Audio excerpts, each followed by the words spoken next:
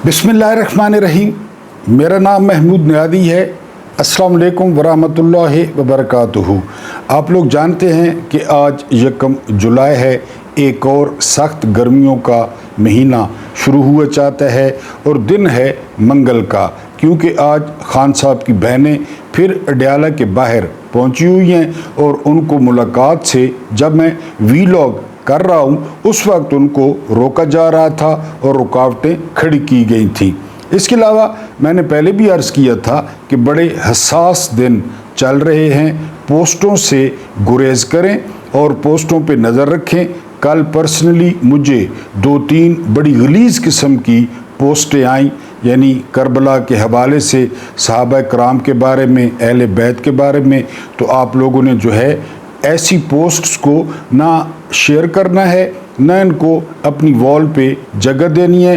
तो ख़ास ख्याल करना है आपने, क्योंकि मैंने बताया है कि ये जाली किस्म के अकाउंट्स होते हैं और ये गंद जो है वो फैलाते रहते हैं। अब आते हैं कुछ ताज़ा तरीन ख़बरें और अपने वीलॉग पे। सबसे पहली खबर ये है कि सरकारी तौर पे वज़ीर मुमलिकत हैं राना अफजल साहब, उन्होंने इतराफ़ किया है कि इस वक्त पाकिस्तान में चीनी का जो सबसे बड़ा ज़ख़ीरा है वो शरीफ ख़ानदान के पास है। बात वहाँ पे आ गई ना अफलातून वाली कि कभी भी ताजरों को अपना हुक्मरान न बनाओ। अब चीनी पहले एक्सपोर्ट किसने की, डॉलर किसने कमाए, फिर पाकिस्तानियों को 245, 230, 215 की किसने बेची, अब चीनी इंपोर्ट कौन कर रहा है। ये सारी डॉट कनेक्टिंग कर लें तो आपको पता चल जाएगा कि किसकी जो है ना वो पांचों घी में और सर कढ़ाई में है। यानी जो सरकारी खांचे हैं वो जो 10 खरब है उसमें तो चीनी शामिल ही नहीं है ना। वो तो आपका और मेरा टैक्स का पैसा है जो हम देते हैं मुख्तलिफ मदों में। ये जो पर्सनल कारोबार है ये चीनी का, और सबसे बड़ा ज़ख़ीरा जो है वो शरीफ ख़ानदान के पास है। अब इसकी जो है वो तस्दीक भी हो गई है। उसके बाद जो अगली खबर है ये मैं आपको कल दे चुका था। पेट्रोल में तकरीबन 8 रुपये और डीज़ल में तकरीबन 10 रुपये जो है वो इजाफ़ा हो गया है। और ये भी आपको बताता चलूँ कि पेट्रोल और डीज़ल की कीमतों में इजाफे का मतलब है हर चीज़ की कैरेज का ख़र्चा बढ़ना और हर चीज़ की कीमत बढ़ना। मैंने आपको बताया था ना कि ये जो बजट है पाकिस्तान जैसे मुल्कों का, ये गोरख धंधा है। अब ये तो बजट में नहीं था कि ये बजट में शामिल होता। बजट जो है ना आज लागू हुआ है और आज ही जो है वो अरबों रुपए का जो है वो नया टैक्स लग गया है। इसमें 2.5 रुपये फ़ी लीटर वो पेट्रोलियम लेवी भी शामिल है, ये भी मैंने आपको बताया था, इसमें वो भी शामिल है। और अब ये 1 लीटर पे कितना टैक्स ले रहे हैं। ये बार बार कहते हैं हमने पाकिस्तान को डिफ़ॉल्ट होने से बचा लिया। आज मैं आपको ये भी बता दूँ, अगर पाकिस्तान कभी डिफ़ॉल्ट होने से बचा है ना तो वो लोगों ने बचाया है। इन्होंने क्या किया है, ये तो ऐलान कर देते हैं गैस इतनी महंगी, बिजली इतनी महंगी, पेट्रोल इतना महंगा, डीजल इतना महंगा, लोग पैसे देते हैं। ये तो दहाने पर पहुंचाते हैं, ये डिफ़ॉल्ट के एज पे पहुंचाते हैं, फिर लोगों पे टैक्स लगा देते हैं। लोग फिर टैक्स देते हैं चुप करके, तनख्वाहदार तबका सबसे ज़्यादा देता है और फिर इनके पास पैसा आ जाता है, फिर लुडियाँ डालते हैं कि हमने पाकिस्तान को डिफ़ॉल्ट होने से बचा लिया। और आपने पाकिस्तान को डिफ़ॉल्ट होने से बचाना है तो फील्ड मार्शल साहब कह चुके हैं कि 1 साल में मैशत ठीक हो जाएगी। इस बात को 3 साल हो गए हैं। बैरूनी सरमायाकारी बढ़ाएं, हम कहें कि हाँ जी टूरिज़म को बढ़ाएं, कि हाँ जी चीज़ें तैयार करें, तिजारत करें, वो तो कुछ भी नहीं है, वो तो नील है। बड़ी जो इंडस्ट्रीज़ हैं वो बंद हो रही हैं, किसान का हाल आपके सामने है, तो आप किस तरह डिफ़ॉल्ट से बचाते हैं। ये लोगों का मुल्क है, लोग जो है ना इसको डिफ़ॉल्ट से बचाते हैं। आप तो फिर खा पी के लुट के आप इसको फिर डिफ़ॉल्ट के दहाने पर पहुंचा देते हैं और शोर मचा देते हैं और उस शोर में ज़्यादा टैक्स लगा देते हैं। बहरहाल पेट्रोल और डीज़ल जो है वो आज आप डलवाएंगे तो आपको हल्की सी टकोर भी होगी और हल्का हल्का वो जो सुरूर है मेरे वाला वो भी आपको आएगा। उसके बाद जो अगली खबर है वो ये कि 18% हुकूमती अखराजात बढ़ गए हैं। ये संभालें, اور جو بجٹ کا خسارہ ہے وہ ہے 3689 ارب روپیہ. 3689 کا خسارہ ہے. کیوں کہ 18% اخراجات بڑھ گئے ہیں. شیطان کی آنت جتنی کابینہ ہے. پھر ججوں کو رشوت دینی ہے، وکیلوں کو خریدنا ہے، جج مینج کرنے ہیں، یہ سارا کچھ. 18% اخراجات بڑھ گئے. تزئین و رائش کرنی ہے، باغیچے جو ہے نا نئے لگوانے ہیں. بہرحال جی اس کے بعد آگے چلیں. عوام پر بھاری ٹیکسوں کے باوجود ایف بی آر نے خسارہ کیا ہے 12 کھرب کا. 12 کھرب کا. ایف بی آر کے بارے میں تو کئی دفعہ آپ کو بتا چکا ہوں. ہارون رشید صاحب کہتے ہیں، شبر زیدی صاحب کہتے ہیں کہ اس کو ختم کر دیا جائے تو پاکستان کے ٹیکس نیٹ میں اضافہ ہوگا. یہ اپنی جیبیں بھرتے ہیں. 12 کھرب کا خسارہ. اب یہ 12 کھرب کدھر گیا؟ وہ سرکاری خزانے میں نہیں آیا، ہاں وہ لوگوں کے پاس چلا گیا، لوگوں کی جیبوں میں چلا گیا. اور جو ہے وہ انہوں نے، میں نے آپ کو بتایا تھا کہ شبر زیدی جو چیئرمین رہے ہیں وہ کہتے ہیں کہ 22,000 ارب سالانہ کی ایف بی آر میں کرپشن ہوتی ہے. 22,000 ارب کی. اب آپ بتائیں تو وہ اگر پاکستان کے خزانے میں. بہرحال یہ سارے مل ملا کے آپ کو پتہ ہے، یہ مل ملا کے چلتے ہیں. ابھی آپ کو پتہ ہے کہ جو الشفا انٹرنیشنل ہسپتال ہے اسلام آباد میں، اس کو ٹیکس سے چھوٹ مل گئی ہے. ذرا ایک رات خدا نخواستہ وہاں رہیں تو آپ کو پتہ چلے کتنے پیسے لیتے ہیں. فوجی فاؤنڈیشن کو چھوٹ مل گئی ہے. وکلا بارز کو چھوٹ مل گئی ہے کیونکہ وکلا سے کام لینا ہے، وکلا کو خریدنا ہے. تو یہ جو ہے نا وہ عام بندہ جو نہیں بول سکتا، جو غریب ہے، مسکین ہے، کمزور ہے، اسی نے ٹیکس دینے ہیں. اس کے بعد جو اگلی خبر ہے، اب یہ خبر چیک کریں. پاکستان ریلویز میں آدھی کراسنگ پہ نہ پھاٹک ہے نہ پھاٹک والا ہے. آدھی یعنی 10 کلومیٹر کی اگر جو ہے نا وہ لائن ہے فرض کیا تو 5 کلومیٹر پہ نہ پھاٹک ہے اور نہ گیٹ کیپر ہے. اب وہاں کیوں نہیں ہے اس کو سمجھیں. میں نے مرنا ہے، آپ نے مرنا ہے، خدا نخواستہ آپ کی بس آگے آئے گی، میری گاڑی آگے آئے گی، میرا موڑ. یہ تو ادھر جائیں گے، یہ ادھر جاتے ہیں، انہوں نے ادھر جانا ہے، انہوں نے کوٹے دو جانا ہے، انہوں نے بکھر جانا ہے، ہم نے، ہمارے بچوں نے. لہٰذا ان کو پھاٹکے لگانے کی کیا ضرورت ہے؟ 18% اخراجات بڑھ گئے ہیں لیکن پھاٹکے ہیں ہی نہیں. پہلی بات مجھے تجربہ ہے، میری ساری زندگی گزر گئی ہے ٹرین پہ میاں والی آتے جاتے، کوئی پھاٹک نہیں ہے، کوئی گیٹ کیپر نہیں ہے. اسی طرح بات جو ہے نا وہ آپ بچ گئے تو بچ گئے، اگر زاد میں آ گئے تو زاد میں آ گئے. کئی دفعہ واقعات پڑھتے ہیں. بہرحال جی 50% نہ پھاٹک ہے نہ گیٹ کیپر ہے.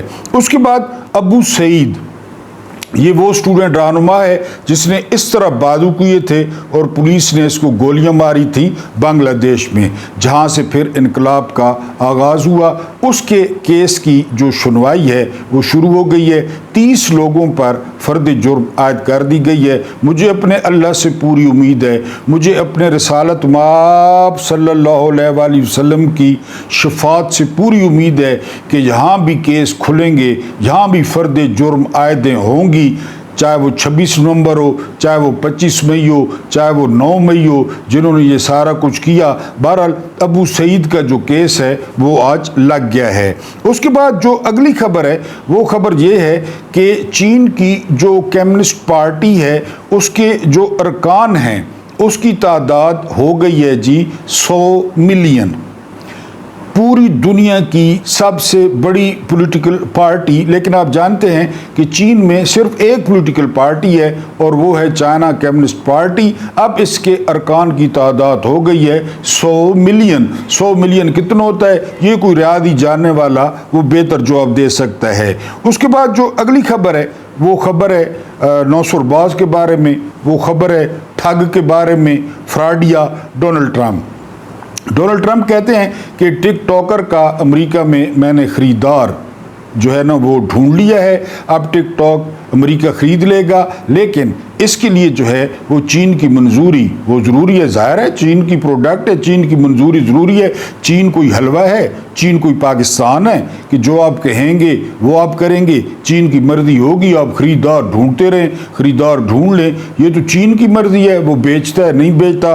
बहरहाल डोनाल्ड ट्रंप ने ऐलान कर दिया है कि उन्होंने ख़रीदार ढूंढ लिया है। उसके बाद जो अगली खबर है, और ये ख़बर जो मेरे दोस्त अमेरिका में रहते हैं मोहतरम नादरीन, तो उनको ज़्यादा पता होगा। एक सर्वे के मुताबिक अमेरिकी शहरियों के पास एज ए मुल्क सबसे ज़्यादा असला है।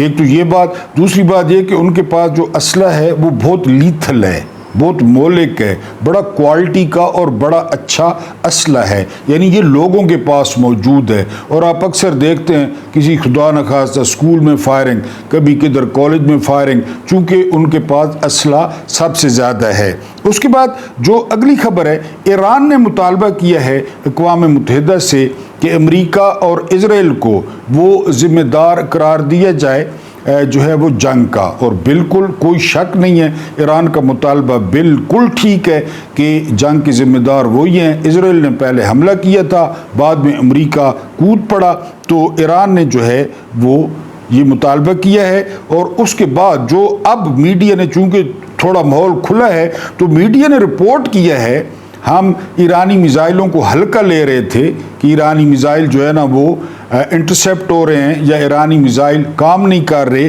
अब तफसील सामने आई है कि 31,000 इमारतें डैमेज हुई हैं इजराइल में। 31,000, यानी ईरान कहता है कि उन्होंने 550 मिज़ाइल फायर किए हैं टोटल, और 31,000, यानी इसका मतलब है कि टकोर हुई है, हल्का हल्का सुरूर आया है इजराइल को। 31,000 बिल्डिंगें बहुत ज़्यादा होती हैं और ईरानी मिज़ाइलों ने जो है उनको सुकून दिया है।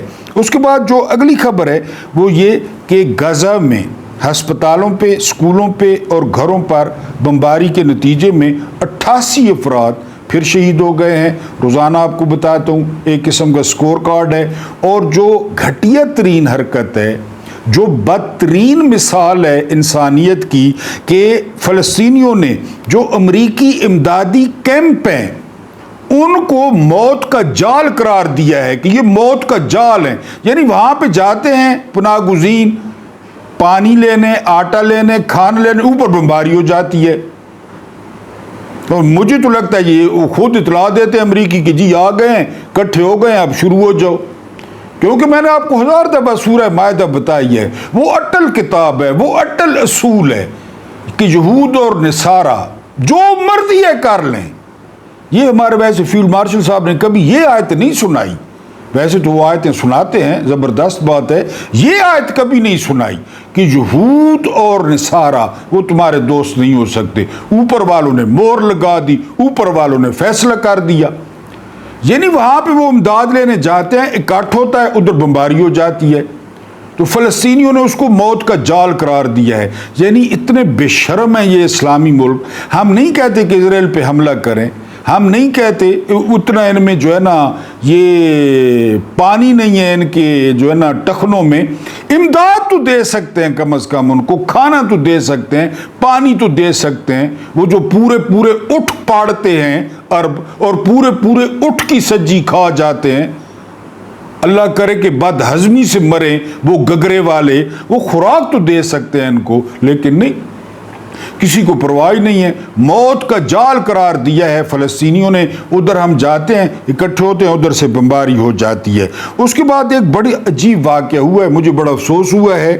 ये भारतीय पंजाब में फ़िरोज़पुर में जो है ना वो मैच हो रहा था और खिलाड़ी का नाम था हरजीत सिंह। हरजीत सिंह ने जो है वो बॉलर को छक्का मारा, गेंद बाउंड्री के बाहर जा लगी और छक्का मारने के बाद वो टखनों के बल, बल्कि घुटनों के बल बैठा और फिर साइड पे गिर गया। जब प्लेयर आए, साथ वाला बैटर आया, दूसरे प्लेयर भाग के आए, तो हरजीत सिंह की मौत वाक़ई हो चुकी थी। اور کہا جا رہا ہے کہ ان کو شدید قسم کا کارڈک اریسٹ ہوا، ہارٹ اٹیک ہوا، اور وہیں پہ ادھر چھکا مارا، ادھر ساتھ ہی جو ہے وہ پچ پہ انتقال کر گئے۔ یہ فیروز پور ہے، بھارتی پنجاب۔ اس کے بعد جو اگلی خبر ہے وہ خبر یہ ہے کہ ایک ورلڈ ریکارڈ قائم ہونے جا رہا ہے۔ یہ ہیں رنگپور رائڈرز، یہ فرنچائز ہے بنگلہ دیش کی۔ انہوں نے کوچ ہائر کیا ہے مکی آرتھر کو، تو 7500 کلومیٹر کے فاصلے سے مکی آرتھر ان کی کوچنگ کریں گے۔ ویسے بھی برصغیر احساس کمتری کا شکار ہے کہ جی گورے گورے ہوتے ہیں، ورنہ برصغیر میں ایسے ایسے پلیئر موجود ہیں کہ ان کو آپ کوچ کر لیں، لیکن مکی آرتھر 7500 کلومیٹر سے وہ کیا کہتے ہیں آپ کا ورچوئل، اس پہ کوچنگ کریں گے رنگپور رائڈرز کی۔ اور آخری خبر یہ ہے کہ افتخار جٹ جو چھٹا نوجوان وہ جاں بحق ہوا ہے پی ٹی آئی کا 9 مئی میں، اس کے بارے میں آج تفصیلات سامنے آئی ہیں کہ جج نے کہا کہ بستر مرگ سے لے کر لے آؤ اسے اور عدالت میں پیش کرو۔ عدالت میں پیش کیا گیا، 5.5 گھنٹے انتظار کروایا اس جج نے اس افتخار جٹ کو۔ سوشل میڈیا پہ اس کی چھوٹی سی بیٹی دیکھیں، آپ کا جگر چر جائے گا۔ اس جج کی پورے خاندان پہ، پورے شجرہ نسب پہ اور اس جج پہ آپ نے لازمی کومنٹس میں لعنت ڈالنی ہے، شاید اس تک پہنچ جائے۔ یہ وہ لوگ ہیں جنہوں نے نواز شریف کی بائیو میٹرک ایئرپورٹ پہ جا کے کی تھی، یہ وہ لوگ ہیں۔ اور افتخار جٹ کو جو ہے اس نے عدالت میں بلوایا، 5.5 گھنٹے جو ہے انتظار کرایا۔ اب افتخار جٹ جو ہے وہ اس دنیا میں نہیں ہیں۔ یہ جو ہے وہ یحییٰ خان، آپ جانتے ہیں کہ پاکستان کی تاریخ کا اگر کوئی لعنتی کردار تھا، لعنتی کردار، تو وہ یحییٰ خان تھا، ٹھیک ہے جی، جس نے قائد اعظم کے پاکستان کو 2 لخت کیا۔ اس نے لیفٹیننٹ جنرل عبدالحمید خان جو کہ چیف آف جنرل سٹاف تھے، CGS تھے، ان کو کوئی کام کہا تو پھر کام پوچھا تو عبدالمجید خان نے کہا کہ سوری سر وہ کام نہیں ہو سکا، مجھے بھول گیا تھا، میں ابھی جو ہے نا وہ کر دیتا ہوں، کیونکہ عبدالحمید خان وہ بھی یحییٰ خان کی طرح تھے، اور یہ جو ہلکا ہلکا سرور ہے عورتوں کے چکر میں زیادہ رہتے تھے، تو یحییٰ خان نے کہا تھا کہ یار تم سے تو بہتر ہے میں نوری کو CGS لگا دوں، چیف آف جنرل سٹاف لگا دوں۔ اب آپ پوچھیں گے نوری کون؟ ون اینڈ اونلی نور جہان جی، جس پہ باہر سے شہد آتا تھا، پھر وہ نور جہان کے جسم پہ ڈالا جاتا تھا، پھر وہاں سے چاٹا جاتا تھا، یعنی ویسے وہ شہد نہیں کھا سکتے تھے۔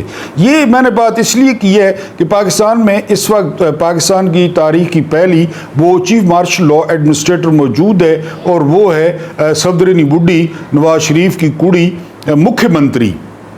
مکھیہ منتری کے خلاف احتجاج ہوا، چورنی کہا گیا، اور جو ہے مریم کے پاپا چور ہیں 10 کھرب، تو اس نے 26 ارکان کی جو ہے وہ معطل کرا دی رکنیت، ان پہ پابندی لگا دی 1 سال کے لیے۔ اب سنا ہے کہ وہ الیکشن کمیشن میں جا رہا ہے، ان کے خلاف ریفرنس احمد خان بھیجے گا، بروکر دلال قصور والا، اور آگے اسکندر سلطان راجہ بیٹھا ہے، تو یہ 26 سیٹیں بھی پی ٹی آئی کی جو ہے وہ گئی۔ یہ ہو گیا۔ اس کے بعد 13 قائمہ کمیٹیوں کے چیئرمین تھے پی ٹی آئی کے یہ لوگ، تو 4 میں عدم اعتماد کر کے ان کو فارغ کر دیا گیا ہے، بقایا رہ گئی 9، تو 9 میں جو ہے وہ ان کو فارغ کیا جائے گا، یہ جو چیئرمین تھے۔ اور پی ٹی آئی والوں کا بالکل یہی علاج ہے۔ آج انہوں نے اسمبلی کے باہر احتجاج کیا ہے، ہم تو کہہ کے جو ہے نا تھک گئے تھے، بہرحال اب اپنی سیٹیں خطرے میں نظر آئی ہیں تو انہوں نے اسمبلی کے باہر احتجاج کیا ہے۔ میرا تو دل ہے کہ پنجاب کے جتنے بھی ارکان ہیں،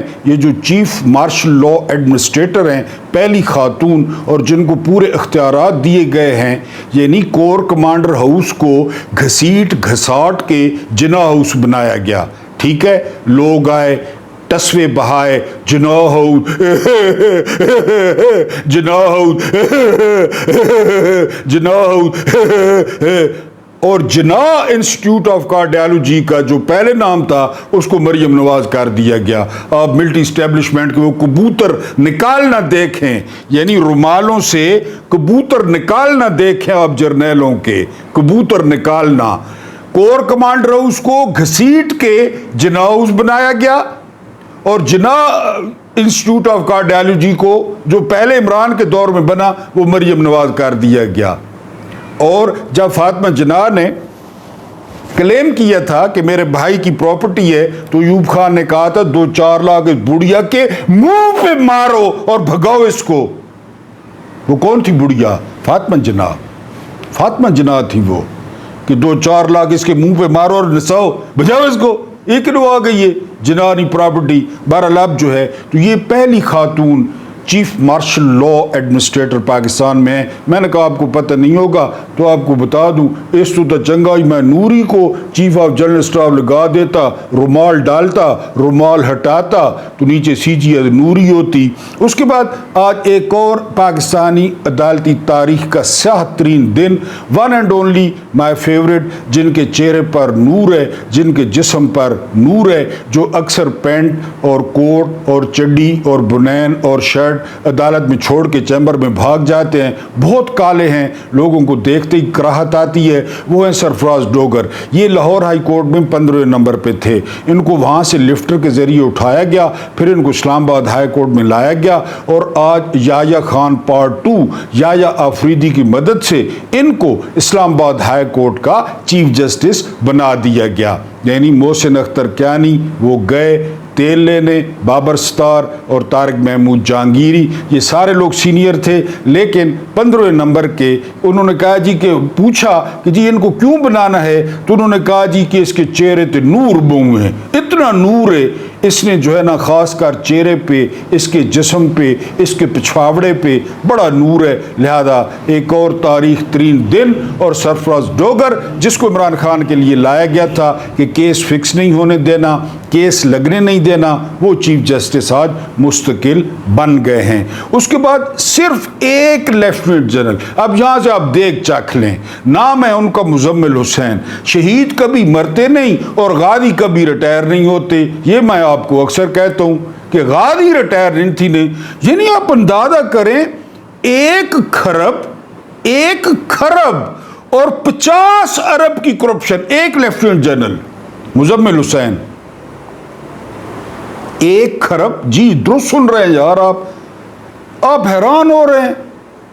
1 خرب 50 ارب کھا گیا ہے، نکل گیا ملک سے. نیب نے بلایا ہے، نیب نے، وہ نیب کی طرف جو ہے نا کھڑا ہوا ہے.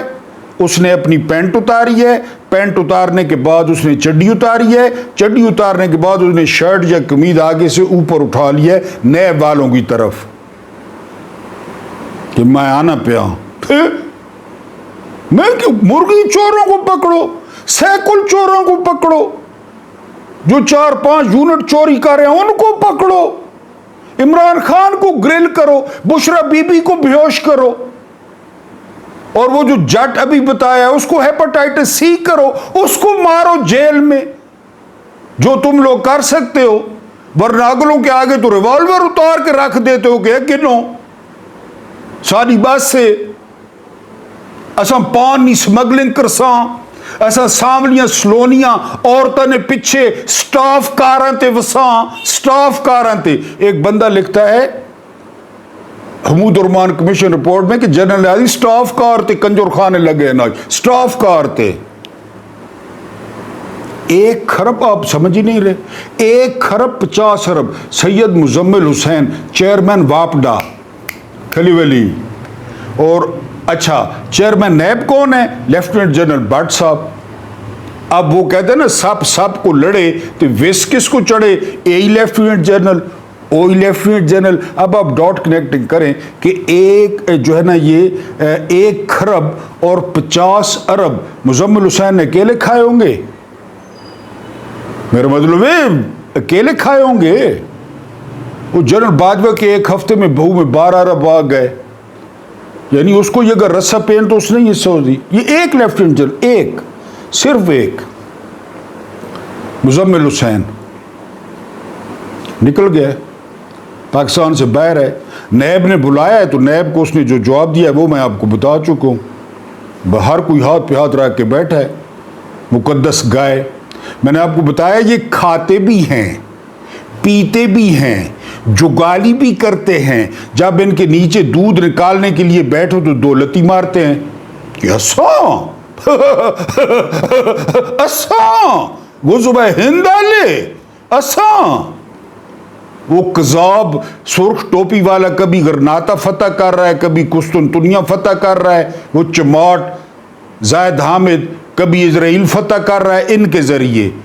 یار سوچیں تو صحیح ذرا، 1,50 ارب ایک لیفٹیننٹ جنرل، ایک جو سامنے آ گیا ہے، پھر کہتے ہیں باتیں کرتے ہیں، پھر کہتے ہیں تنقید کرتے ہیں۔